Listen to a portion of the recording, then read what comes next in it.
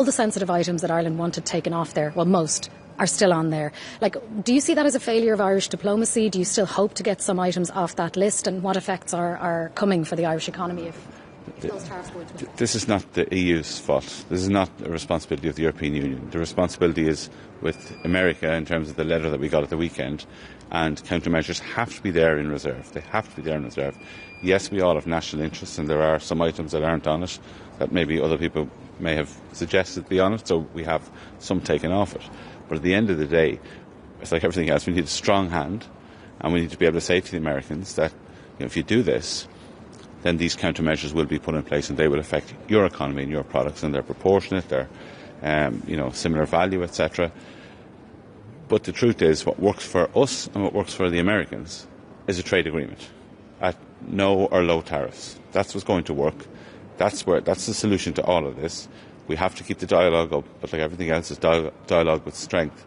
And we have to keep these things in reserve, and we have to have a strong negotiating position.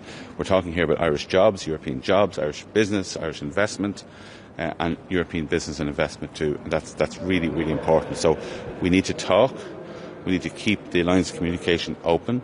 The American government under President Trump needs to make a decision as well as to whether they want an agreement, because I think that will benefit them and it will benefit us too. It will create jobs in Kentucky as much as it will create jobs in Meath. But it hasn't been clear up to now whether the American government wants an agreement at the end of the day. Yes, there's a lot of work has been done between Commissioner Sefcovic and his counterparts, but it has to go to the President. We haven't seen evidence yet that they want a deal, other than what President Trump said, that he does want trade deals. He said that in general terms some time ago. So we have a couple of weeks. The Commission is our full support to negotiate hard, but to negotiate leading to an agreement that will bring benefits to all sides. Are you okay with those tariffs going into effect on Boeing and Bourbon? Okay with any tariffs. What the Commissioner said yesterday, and he said this publicly, is that a 30% tariff would end trade on both sides. That would be catastrophic for us, for Europe, and for America. So this is really a really serious situation. The stakes are very, very high, and we need negotiation. And we want an agreement, and we have to see, do the Americans want an agreement? Do they also want to benefit their economy and help create jobs on their side as well, as we want to preserve and create jobs here? Did you talk about the situation in Syria? The situation in Syria has been discussed again. It was discussed last night at the Union for the Mediterranean meeting, and indeed at the FAC this morning. But the focus, and it was great to see the Syrian representatives at the meeting last night. The focus obviously wasn't. The main focus was on a range of other issues, but the issue of Syria was discussed. Yes. Okay. Thanks. Bye.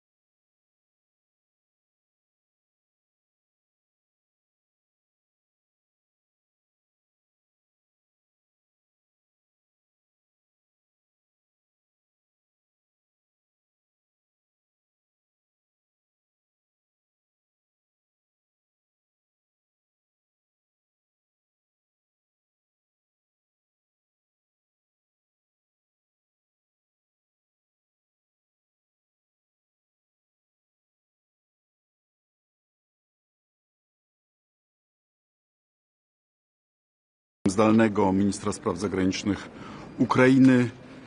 Wiemy, że prezydent Trump ogłosił, iż Stany Zjednoczone wyprodukują sprzęt dla Ukrainy. Zapytałem kolegów ministrów o to, kto ma za ten sprzęt zapłacić. Czy europejscy podatnicy, czy lepiej, moim zdaniem, żeby zapłacił za to agresor z zamrożonych środków. Sytuacja Ukrainy jest dramatyczna. Putin zwiększył ataki na cele cywilne i mamy nadzieję, że ten okres 50 dni przed wejściem ewentualnych amerykańskich sankcji to jest okres na zwiększanie nacisku na Federację Rosyjską, aby się wreszcie opamiętała. Poparłem dyplomację intensywną wysokiej przedstawiciel w sprawie ulżenia cierpieniom mieszkańców Gazy, tak aby pomoc humanitarna wreszcie zaczęła tam docierać. Polska uznaje prawo do Izraela do życia w bezpiecznych, międzynarodowo uznanych granicach, ale jednocześnie prawo humanitarne, nienadużywanie siły też muszą być przestrzegane.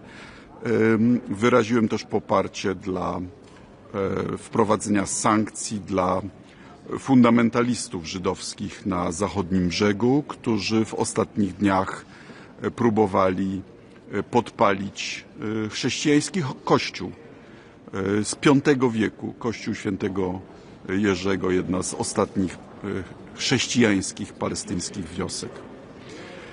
Spotkałem się z byłym premierem Gruzji, który mnie poinformował o prześladowaniach wobec opozycji w tym kraju. Polska już przerzuciła środki ze wspierania rządu gruzińskiego w aspiracjach europejskich, bo ewidentnie Gruzja zeszła z tej ścieżki, na wspieranie społeczeństwa obywatelskiego. Będziemy też badać możliwości objęcia sankcjami winnych prześladowań. W tej chwili mamy dyskusję o Unii dla Morza Śródziemnego. Z innych spraw, jak Państwo wiecie, Ministerstwo Spraw Zagranicznych złożyło demarsz w Stolicy Apostolskiej protestujący przeciwko skandalicznym wypowiedziom dwóch polskich biskupów. Wreszcie chciałbym Państwu powiedzieć, że nie widzę podstaw do przyznania Orderu Orła Białego panu Bąkiewiczowi.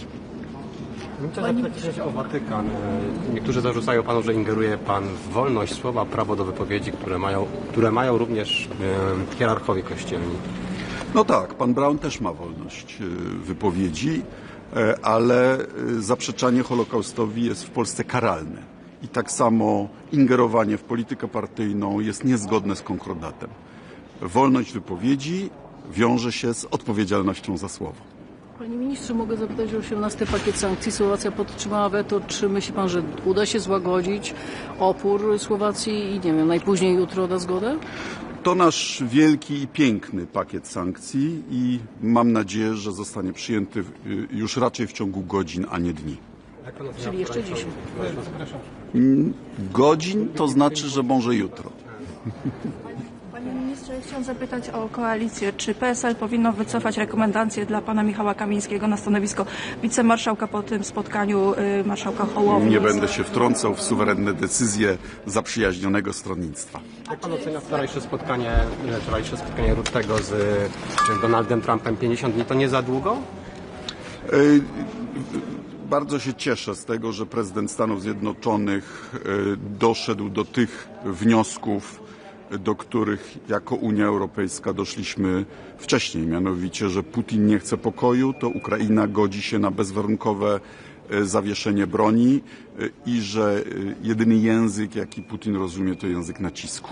Panie ministrze, jeszcze o koalicji. Jak pan ocenia decyzję pana marszałka Hołowni o pójściu na urlop w trakcie, kiedy trwają rozmowy o rekonstrukcji Nie rządu? oceniam. Panie ministrze, powiedział pan, że to jest piękny pakiet. Czy utrzyma się limit cenowy na rosyjską ropę? Powinniśmy go obniżyć, bo cena rynkowa ropy jest dzisiaj poniżej naszego limitu. Taki limit nie ma sensu. Więc jeśli opłacalność eksportu ropy ma się obniżyć, to limit powinien być niższy, a sankcje za łamanie różnych zakazów powinny być większe.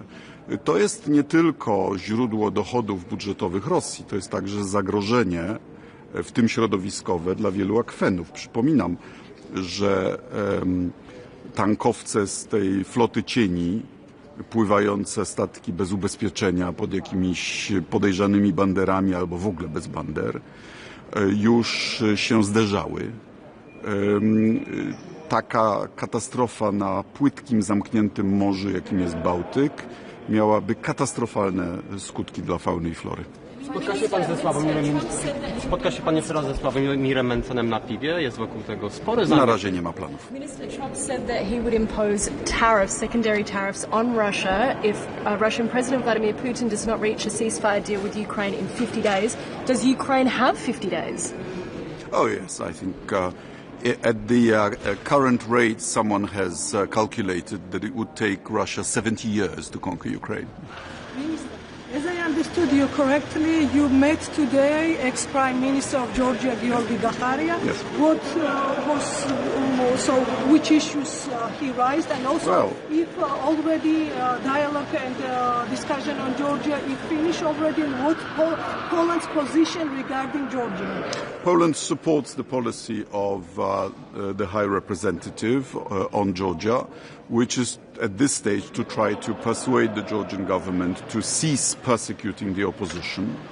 I met the Prime Minister, whose charges seem to me completely fake, and we support Georgian society in their European aspirations.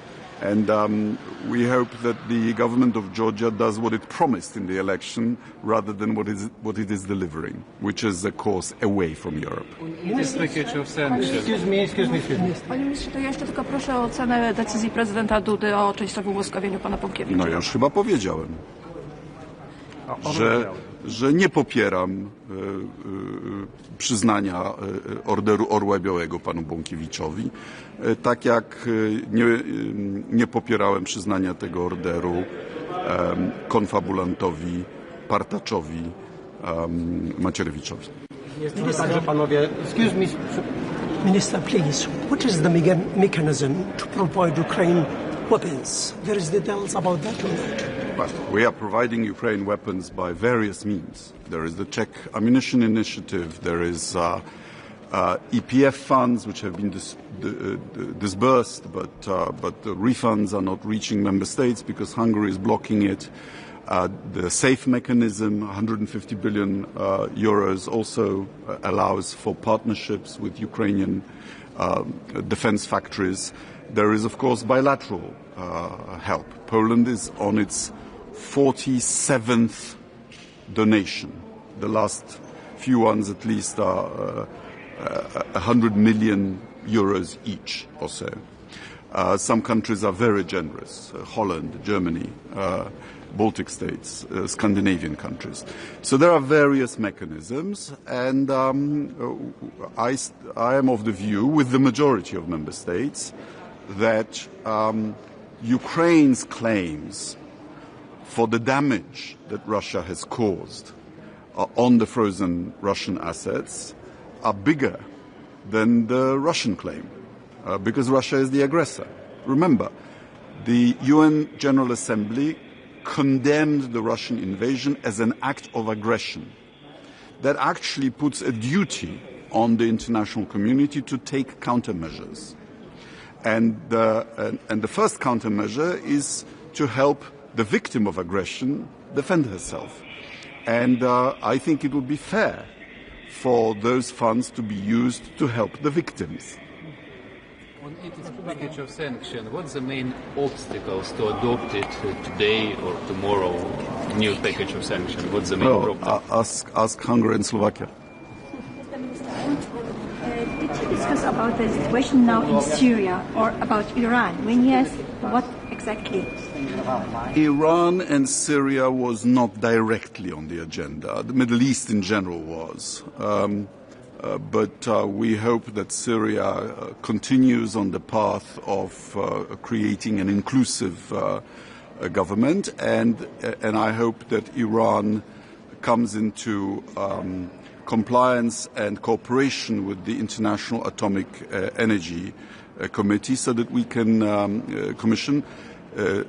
agency, so that we can establish the facts about the fate of the enriched uranium and the fate of the enrichment program.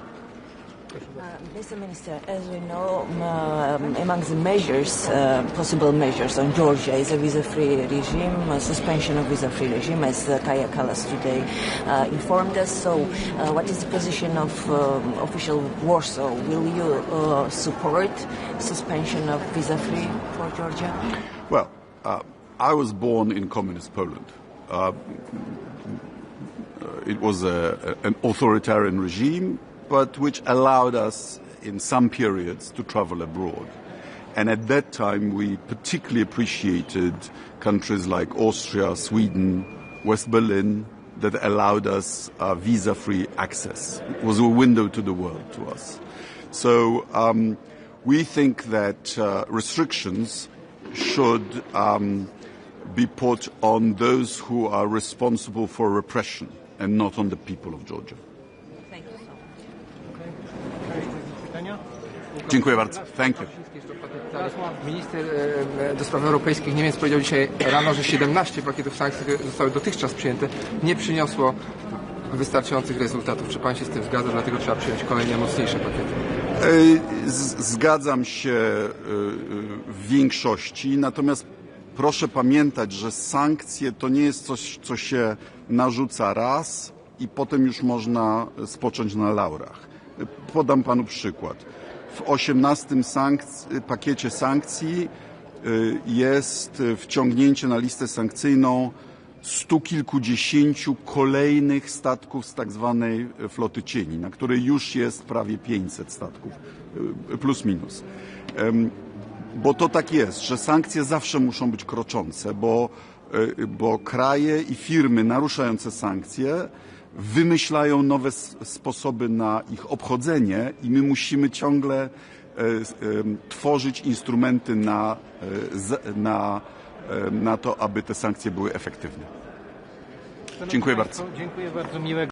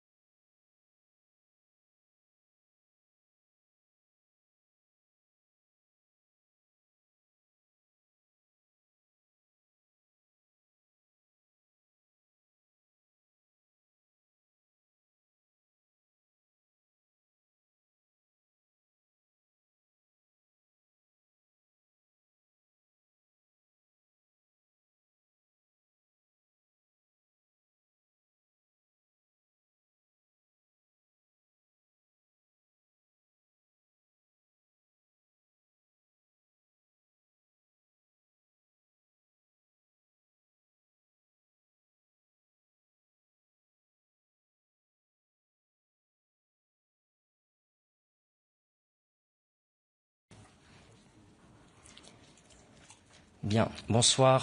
Welcome to the press conference following the Foreign Affairs Council. The High Representative will brief you on the discussions with the ministers, and then we will open the floor to your questions. High Representative, the floor is yours. Good afternoon. We just concluded the Foreign Affairs Council, and there were many important issues on the agenda, and we had very good discussions. So first, on Ukraine. Russia's bombing campaign has reached record levels, and we see increasing use of banned chemical weapons by Russia in Ukraine. All this shows that Russia does not want peace, and in response, the EU is set to approve one of its toughest sanctions package against Russia. So I'm really sad that we didn't reach this agreement today. I must say that we were really close to reassure Slovakia. The Commission has delivered what they asked for. Now the ball is in Slovakia's court, and we must get this deal done. It has been already 2 months. Sanctions are necessary to starve Russia of the means to wage this war. And the European Union will keep raising the cost, so stopping its aggression becomes the only path forward to Moscow. We welcome President Trump's announcement to send more weapons to Ukraine, although we would like to see US to share the burden. America and Europe are working together, and if we are working together, this can put the pressure on Putin to negotiate seriously. The only way to get Putin to end this war is to force his hand. And last week also brought some other important commitments. We had the Rome conference for reconstruction, and this conference pledged 10 billion euros to help rebuild Ukraine. And the Coalition of the Willing reassurance force will help Ukraine defend itself against any future attack of Russia. The message is very clear. Russia's efforts are wasted. Europe is wholly committed to Ukraine. Then the second big topic we had, of course, Middle East. So last week, Israel and the European Union reached an understanding for the expansion of the humanitarian aid into Gaza. So we see positive signs. We see more trucks and supplies are reaching Gaza. We see more entry points opened. We also see electricity lines being repaired. But Israel needs to take more concrete steps to improve the humanitarian situation on the ground. The European Union will keep a close watch on how Israel implements this common understanding and the pledges, and will update the compliance every 2 weeks. As we go forward, ministers make clear that ceasefire and hostage release deal remain a priority. At the request of the European Council, I also presented ministers an inventory of different measures that could be taken in relation to the review done in June. So we had a discussion on this, and these are choices that the member states have to make. We will keep these options on the table and stand ready to act if Israel does not live up to its pledges. The aim is not to punish Israel. The aim is to really improve the situation in Gaza. On Iran, ministers reiterated that Iran should not have any nuclear weapons, and diplomacy is the best way and long-term approach to achieve this goal. While the ceasefire is fragile, it offers an opportunity to resume the negotiations, and ministers urged immediately to restart the talks and allow also the United Nations inspectors back in. So the European Union is ready to negotiate. On Georgia, the assault on democracy by Georgian Dream is growing more severe. Today, ministers took stock of EU support to civil society and discussed different options. What more can we do? These include suspending the visa-free regime, the association agreement, and sanctions. Georgia's democratic backsliding will come at cost. And finally, Moldova. The first ever Moldova-EU summit was earlier this month, and it underscored that the European Union is fully committed to Moldova's EU accession. Moldova is now preparing for very high-stakes parliamentary elections coming in autumn, and these polls will be a prime target of Moscow's hybrid war. So today we had a good discussion on that, and today ministers also agreed to impose sanctions on people and entities that aim to destabilize Moldova. We also agreed to deliver more counter-hybrid support, especially before the elections.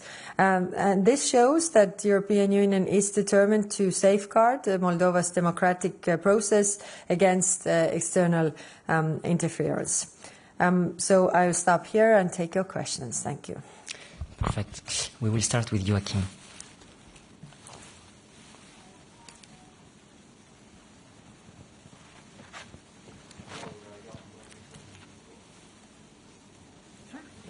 No worries. Hello, Joachim Clementi from National Estonian Public Broadcasting. Sorry. So, what happens with the sanctions package now? I'm reading a tweet from Slovak Prime Minister Robert Fico, which says that the Commission is giving them insufficient guarantees, nothing in terms of what they want. He says something that he wants is an exemption from the REPowerEU plan to stop all energy imports into the EU, to fulfill their contracts with Gazprom until 2034. So is the Commission willing to grant concessions in this long-term REPowerEU plan to get this sanctions package over the line, or what happens from now with the package? These negotiations have been ongoing for quite some time, and as you see, the Commission, the President of the Commission also sent a letter to Prime Minister of Slovakia, reiterating all the things that were really addressing the concerns that they had, and so far it seemed okay. So I don't know what happened in between. Probably something in domestic politics. But it is important that we stick to these points. I mean, if you go into negotiations or worries you have, then if your sensitivities are addressed, then it's. I think it's important that you don't present anything on top of it. Thank you. Thank you. Follow up, please. Yes. So you said to the morning that maybe tomorrow as well, if not today. Is this still what you're hoping for, or what happens from now? Yeah. No, I was hoping for today, so we really, in the end, really made one final push for that as well. But tomorrow is the discussions also on the technical level. So yes, I'm optimistic and still hopeful that we will reach the decision tomorrow. I want to emphasize that this has been going on for 2 months, so trying to find a solution. And I think the messages also that come from different parts of the world really understanding that we need to put the pressure on Russia. So we should also deliver on that. But at the same time, when I'm saying this, then we have 27 different democracies with 27 different public opinions and oppositions as well, so we need to navigate in that process. But I'm still hopeful that we will get the decision tomorrow. Vitaly, yes. Vitaly. Vitaly Sizov, Freedom. From your point of view, how reasonable this request of Slovakia? This first question, and the second question, maybe you discuss the possibility of usage frozen assets to pay for American weapons and to send it for Ukraine. Thank you. Thank you. So it's not up to me to assess whether requests are reasonable or not. It is every prime minister comes from their own political situation and the worries that are domestically there. So I wouldn't give my assessment, and it doesn't matter anyhow. I mean, the requests are there. When it comes to your other question was, yes, exactly. So it is clear that we need more and more funding to stop this war, to Ukraine defend itself, and also to really help Ukraine to defend itself. Now, we have very different views on the frozen assets between the member states. So we have agreed to have a discussion on frozen assets only in the Gymnich format that we have in August with the ministers, because it's important that everybody hears everybody's arguments, and then we can also come up with compromises to address these sensitivities, because I think in the end we all have our own public opinions. We have our taxpayers, and our taxpayers are asking, why isn't Russia, who is causing all the damage, paying for this damage and all the needs that there are? And this is a fair question. Thank you. We'll go on the front for Nick here. Thank you. Thanks, Nick from Politico. I just wanted to ask you to expand a little bit on the use of chemical weapons in Ukraine. Is that coming from your own information sources? You're getting that from the Ukrainians? And what was the sort of response in the room? Are we condemning that as the EU? It seems like it's crossing a red line. And the other one on Georgia, you mentioned this morning that a letter was sent from the Commission to Georgia. Just wanted to ask you to tell us a little bit what was in that letter and what might be the next steps there. Thank you. So this on the chemical weapons. This was the information from the Dutch and German intelligence on this, that they are using the chemical weapons, and of course that it's intensifying, and it's actually public sources as well. I mean, the Ministry of Defense of Netherlands has published this. I will not read it out, also the details there, but it was also surprising for me to hear that since the start of the large-scale invasion in 2022, Russia has carried out more than 9,000 chemical weapons attacks on Ukrainian troops. So that's quite significant, and as these intelligence services are saying that this is intensifying, then I think it's of great concern. Again, it shows that Russia wants to cause as much pain and suffering as possible so that Ukraine would surrender, and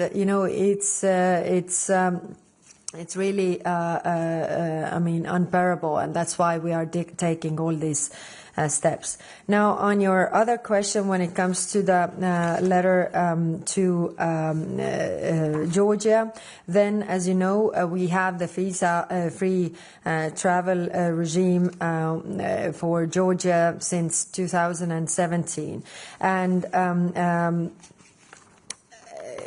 this is a big benefit that European Union is giving to countries, and therefore there are recommendations which have been addressed to Georgia in the 7th Visa Suspension Mechanism report. And I will not read it all out here, but I'm just putting a point on this. For example, the obligations that the Georgian government has to ensure ensure and uphold the protection of fundamental rights of all Georgian citizens, including the freedoms of association, assembly and expression, the right to privacy, the right to participate in public affairs, as well as the prohibition of discrimination. This is just one point, and there are 8 points like this. So the point being that as they have been giving a deadline until the end of August to comply with this, then the question is how do we then react if these recommendations have not been fulfilled. And as we hear that, for example, 7 opposition leaders out of 8 have been put in jail, this is not really in accordance with the first point that I pointed out. I mean, so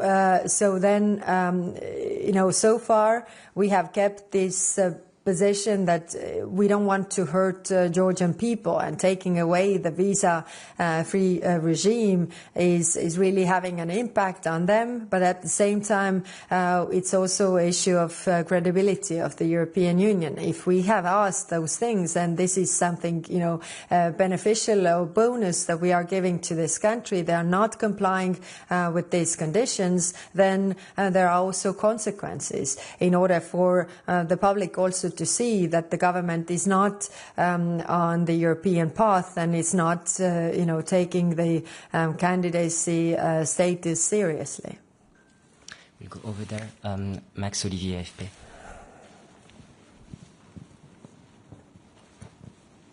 Thanks a lot.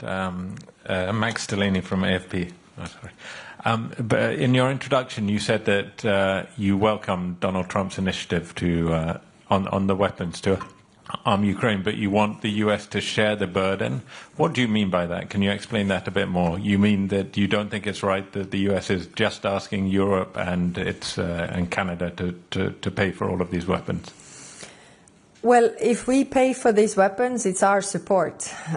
So it's European support. And we are doing as much as we can to help Ukraine, and therefore the call is that everybody would do the same. It's if you promise to give the weapons but say that somebody else who is going to pay for it, it's not really given by you, is it?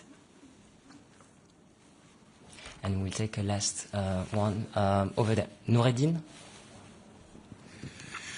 Nordin Fridi, العربية. Madam High Representative, on the agreement you had with Israel last Friday, since then dozens and dozens of Palestinians are being killed, and as you said, you are going to follow that very closely and report maybe in 2 weeks' time. Madam High Representative, if I look to the agenda, we are in the summer break now. No next FAC until October, means that the Palestinian, hundreds of Palestinians could be killed in them. So my question is, as the agreement is not fully implemented now, which guarantee you may have soon to let know the Israelis that there are some leverage and instrument should be activated? And I understood that there is no instrument in your hand today. Thank you. Thank you. Yes, of course, it is important, the implementation of the agreement. And yes, we see some worrying signs, but we also see some good signs. I mean, like I said, the border crossings have been opened. We see more trucks going in. We see also reparations of the electricity network and such things, but it's clearly not enough because the situation is still untenable. Now, we agreed that this briefing, our people are constant contact with the international actors on the ground and also Israel, also the neighboring countries that are, having the control of the crossing points so that they can say what is the actual numbers that are going in. And we agreed that we are doing this via the PSC ambassadors. So every 2 weeks, weeks they get updates what is the situation on the ground. Now, the only guarantee we have is that the inventory of all the options that could be taken by the member states is presented, and if the situation is not going to improve, then the member states are also willing to take next steps, because the goal is to improve the situation, because it's really untenable, the humanitarian situation. I mean, we reached this common understanding the end of last week. Today we are in Tuesday.